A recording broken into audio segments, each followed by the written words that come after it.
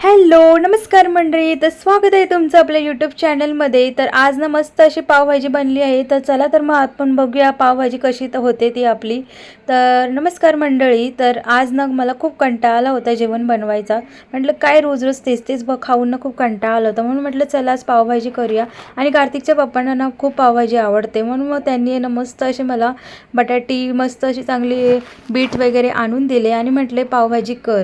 तर म्हटलं चला आमच्या आहोंची इच्छा आहे, म्हणून म्हटलं चला आज पावभाजी करूया।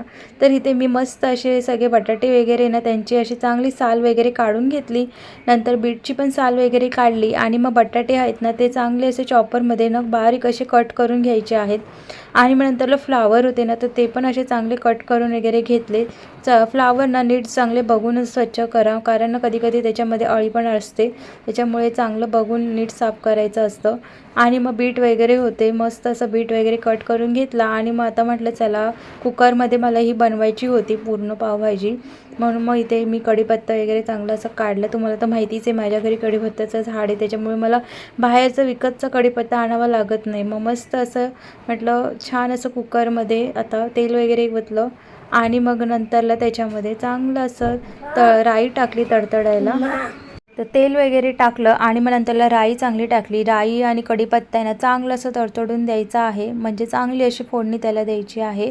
आणि मग नंतरला बारीक चिरलेला कांदा त्याच्यामध्ये घातला आणि मग नंतरला तो चांगला असा पिंकिश गोल्डन फ्राय होईपर्यंत थोडा ठेवायचा आहे।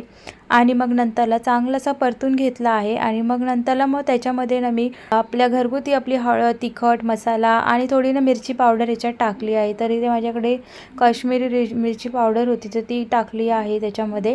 नंतर त्याच्यामध्ये ना बारीक कट करून घेतलेला टोमॅटो टाकला आहे आणि मग चांगलं हे असं वाफेवर शिजवून घ्यायचं आहे। थोडंसं 5 मिनटं थोडं असंच ठेवायचं आहे हे, आणि चांगलं असं मिक्स करून घ्यायचं आहे। आणि तुम्हाला ना अर्जंटमध्ये अशी जर खायची असेल ना तर एकदम अगदी कमी वेळेमध्ये आणि कमी साहित्यामध्ये तुम्ही ही पावभाजी करू शकता आणि खूपच मस्त आणि टेस्टी होते।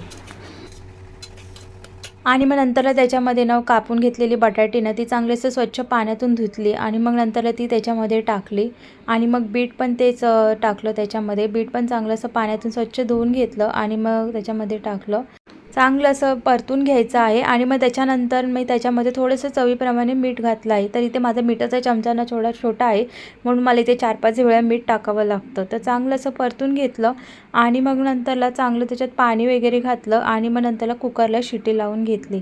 तर इथे ना तुम्हाला कुकरच्या 4-5 शिट्या करायच्या आहेत। आणि शिट्या करून झाल्यानंतर त्याच्यामध्ये सुहाना पावभाजी मसाला त्याच्यात घातला आहे। तर तुमच्याकडे जो काही मसाला अवेलेबल असेल तुम्ही पावभाजीचा तो मसाला तुम्ही याच्यात टाका। आणि मग नंतरला असं स्मॅशरने चांगलं असं स्मॅश करून घ्यायचं आहे, चांगलं असं सगळं बारीक करून घ्यायचं आहे। आणि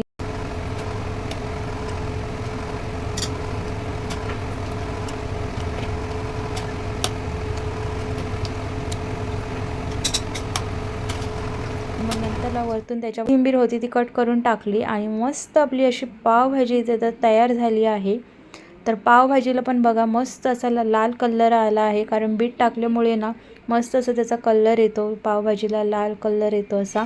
आणि मग इथे पाव पण लगेच गरम करून घेतले आणि मग नंतर कांदा वगैरे कट करून घेतला आणि मग मस्त असं त्याच्यावर वरती थोडंसं तूप टाकलं आणि मस्त अशी आपली पावभाजी तयार आहे। व्हिडिओ आवडल्यास लाईक करा, शेअर करा आणि कमेंट करून मला नक्कीच सांगा तुम्हाला माझा आजचा हा व्हिडिओ कसा वाटला। चला बाय।